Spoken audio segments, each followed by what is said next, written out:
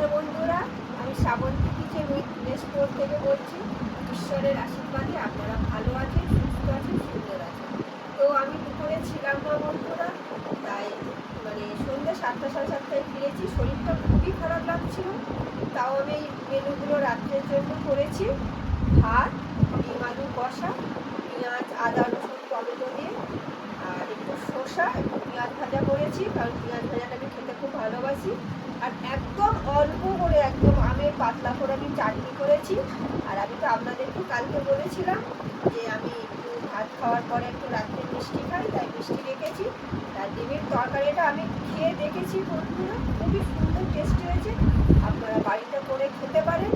আর আমি আগামী দিন থেকে চেষ্টা করছি, আমার কাজ না থাকলে আমি আপনাদেরকে রান্নাগুলো লাইভ দেখাবার জন্য। বন্ধুরা আমাকে প্রচুর পরিমাণে লাইক, শেয়ার আর সাবস্ক্রাইব করবেন, কারণ আপনাদের একটা কমেন্টস আমাকে অনেক দূর যেতে সাহায্য করবে। প্লিজ বন্ধুরা আমাকে অনেক অনেক কমেন্টস করবেন। টাটা, বাই বাই, আবার নেক্সট ভিডিওতে আপনাদের সাথে দেখা হবে।